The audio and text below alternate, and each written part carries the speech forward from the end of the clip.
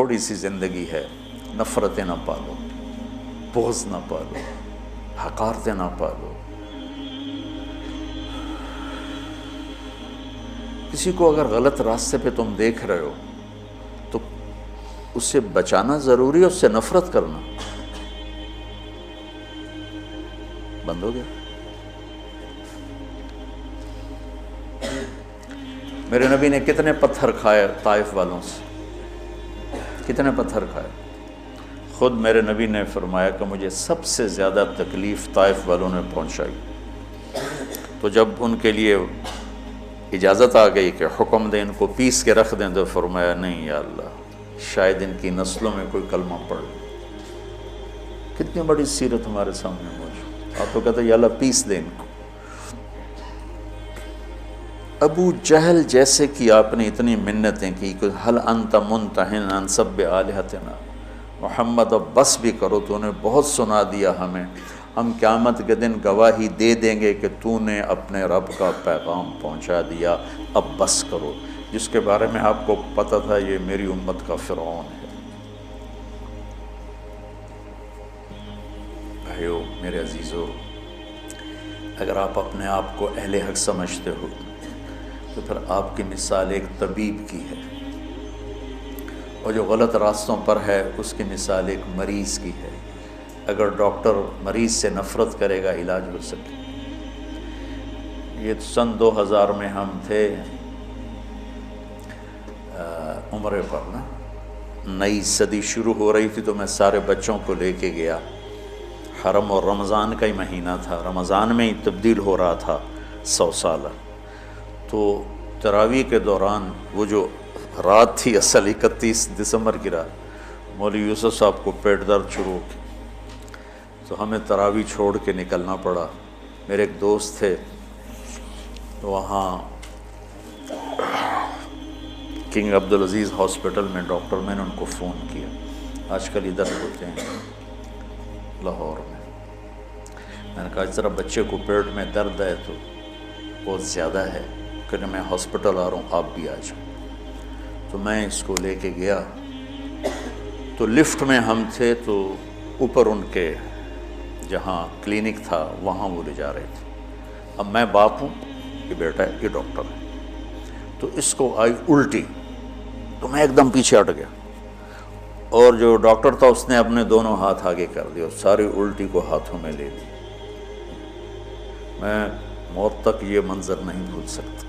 میں باپ ہو کے پیچھے ہٹ گیا کہ میرے کپڑے نہ خراب ہو جائیں۔ اس نے اپنی ڈیوٹی کا حق ادا کیا، اس کا تو وہ کچھ نہیں لگتا تھا، میرا لگتا تھا، اور میں پیچھے ہو گیا۔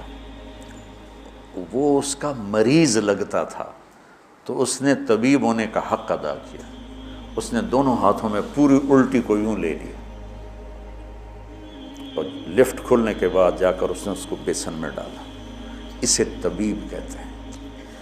تم کیسے بے وقوف طبیب ہو کہ مریضوں سے نفرت کرتے؟ تمہارے سامنے نبیوں کی سیرت ہی کوئی نہیں، تمہارے سامنے اکابرین امت کی سیرت ہی کوئی نہیں،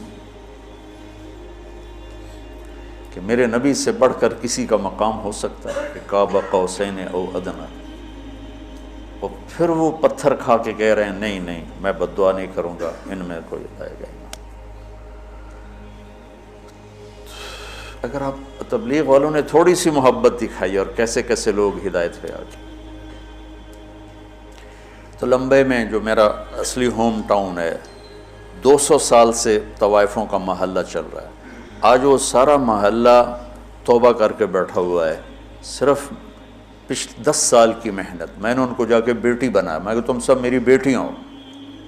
اسی ایک لفظ نے ان کے آنسوں کیا ہچکیاں بتا دی کہ مولانا صاحب سانوں تو ساڈے پیو نہیں آتے، تو ساڈی بیٹی ہیں، تے تسی مولانا ہو کے آخر ہو تسی میری بیٹیاں ہو۔ اس عزت نے ان سے توبہ کرواتی۔ میں نے ان کے وظیفے مقرر کیے، ایسے وظیفے نہیں ہیں کہ وہ بیچاری آسانی سے کھا سکیں کہ بیٹیوں تم گھر بیٹھ جاؤ اور دال روٹی کھا سکتے ہو، اس سے زیادہ بھی میری بھی اوقات نہیں ہے۔ تو اللہ کرے اللہ تمہارے گھر آباد۔ 2 لفظ محبت بھرے، پوری زندگی ان کی تبدیل ہوگی۔ طوائف کہنا کون سا مشکل کام ہے، کنجری کہنا کون سا مشکل کام؟ تم جانتے ہو کہ طوائف کو طوائف بنانے والی یہ کم بخت مالدار لوگ ہیں جو غریب کی بیٹیوں کو کی بولی لگاتے ہیں، ان کے سر پہ عزت کی چادر ڈالتے، ان کی شادیاں کرواتے، ان کے گھر آباد کرواتے، بجائے اس کے ان کی عزتوں سے کھیلا۔ اگر تم کبھی طوائفوں کی کہانیاں سنو تمہارے کلیجے پھٹ جائیں۔ ممبر پہ بیٹھ کے بیان کرنا تو بڑا آسان کام، نشہ پلا کے گرانا تو سب کو آتا ہے، مزہ تو تب ہے کہ گرتے کو تھام لے ساکی۔ میں جب طوائفوں کے بازار گیا تو مجھے پتہ چلا کہ کتنا مظلوم طبقہ ہے یہ، غریب کی بیٹی پیٹ کی آگ بجھانے کے لیے جسم بیچتی ہے اور اس کے ماتھے پہ طوائف کا داغ لگتا ہے، اور اس بدبخت ذمہ دار پر چودھری کا پیسے ہی تاج سجا رہتا ہے جس نے راتوں کو جا کر اس کی عزت کے سودے کیے، اس کی شادی بھی کروا سکتا تھا۔ وہاں کی طوائفیں بڑے بڑے ذمہ داروں کی بیٹیاں، میں وہیں پیدا ہوا، وہیں پروان چڑھا۔ تو اگر میں بھی ان سے نفرت کرتا، اگر ان 300 میں 100 ہی پکی ہو گئیں، ایک بھی ہو گئی، تو میری ساری 50 سال کی تبلیغ ایک طرف اور ایک طوائف کا توبہ کر لینا ایک طرف۔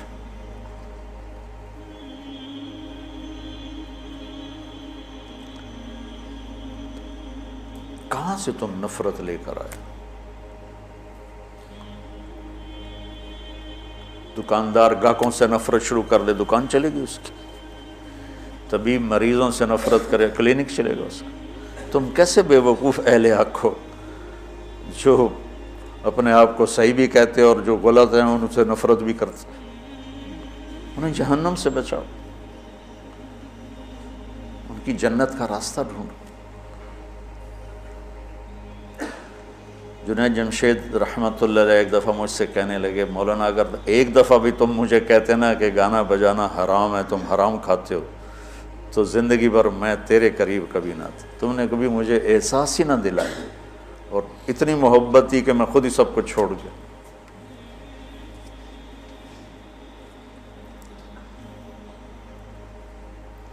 وَاعْتَصِمُوا بِحَبْلِ اللَّهِ جَمِيعًا۔ اس امت میں اختلاف رہے گا، سیاسی بھی، مذہبی، قومی بھی، لسانی بھی، پیشہ ورانہ بھی۔ اس کی باؤنڈری، اس کے اندر رہو، اس کے اندر رہو۔ میں اکابر دیوبند کی تحقیق پر مطمئن ہوں، لیکن میں باقیوں سے نفرت نہیں کرتا۔ جو اہل السنت والجماعت کی تعبیر انہوں نے کی ہے، میں اس پہ مطمئن ہوں۔ ہاں جزیات میں ہر ایک کا اختلاف ہوتا ہے، کوئی تقلید جا، میں اندھا مقلد نہیں ہوں، اندھا مقلد ہونا کوئی صفت نہیں ہے، عیب ہے۔ لیکن میں ان کی تعبیرات اور تشریحات کو اہل سنت والجماعت کی تعبیر سمجھتا ہوں۔ اس کے علاوہ جو ہیں ان سے میں اختلاف کرتا ہوں، نفرت نہیں کرتا، نفرت نہیں کرتا۔ میرے منصب کا تقاضا ہے، جہاں مجھے اللہ نے بٹھایا ہے، کہ میں کسی سے چور ڈاکو بدماش سے بھی نفرت، مجھے اس کے عمل سے نفرت ہے، اس کی ذات سے نہیں۔ مجھے اس کے غلط عقائد سے نفرت ہے، اس کی ذات سے نہیں۔ تو محبت تو دو۔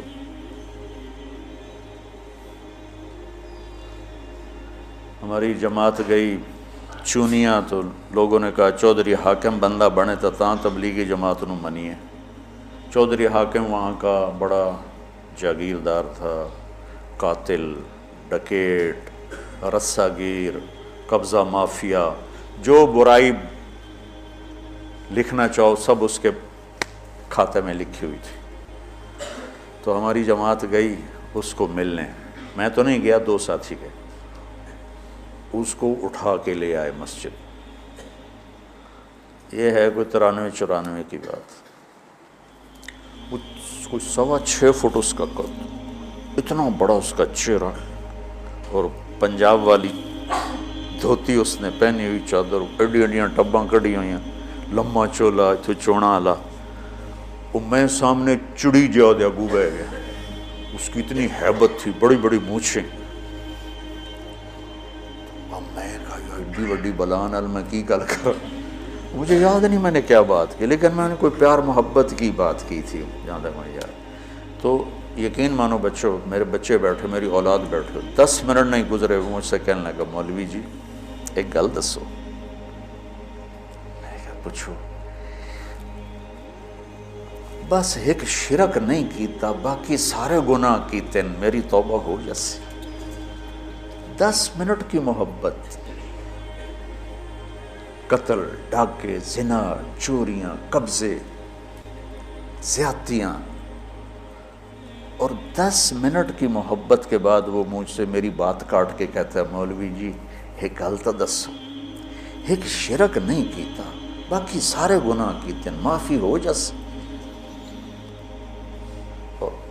اس 10 منٹ پر اس نے ایسی توبہ کی کہ واپس جا کے اس نے وہ مسجد کا دروازہ ملا اور سارے لوگوں کی زمینیں واپس کی، پیسے واپس کیے، غلط مقدمے اٹھائے، اور 6 مہینے بعد وہ مر گئے.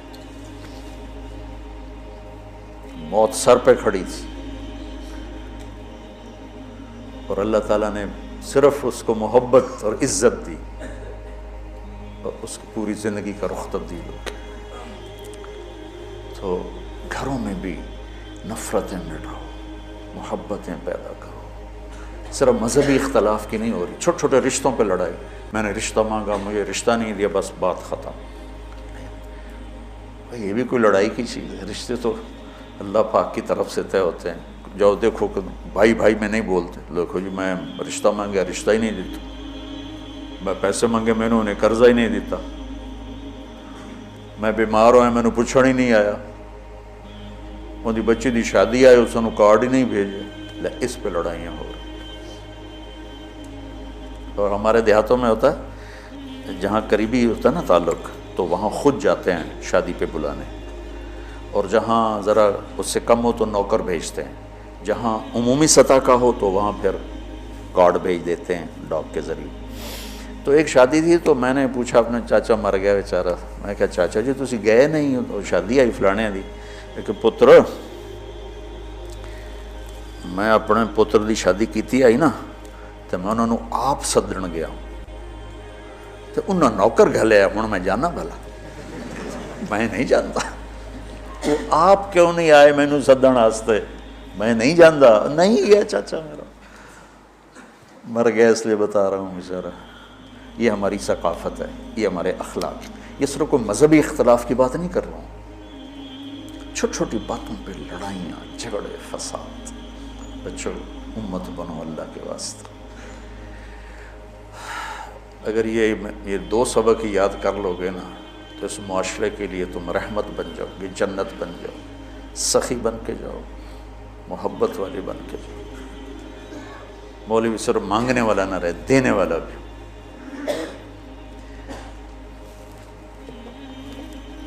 چونکہ انگریز نے اہل علم کا تصور بہت دھندلا دیا. اللہ کا شکر ہے تبلیغ کی برکت سے اس میں بڑی تبدیلی آئی ہے، لیکن ابھی بھی فاصلے بہت زیادہ ہیں. اللہ ہمیں عمل کی توفیق. سبحانک اللہم و بحمدک اشہد ان لا الہ الا انت استغفرک و اتوب الیک. ربنا آتنا فی الدنیا حسنہ وفی الآخرۃ حسنۃ وقنا عذاب النار. ربنا هب لنا من ازواجنا وذریاتنا قرۃ اعین واجعلنا للمتقین اماما. اللهم اشفنا بشفائك وداونا بدوائك واعصمنا من الوهل والامراض والاوجاع برحمتك يا رب.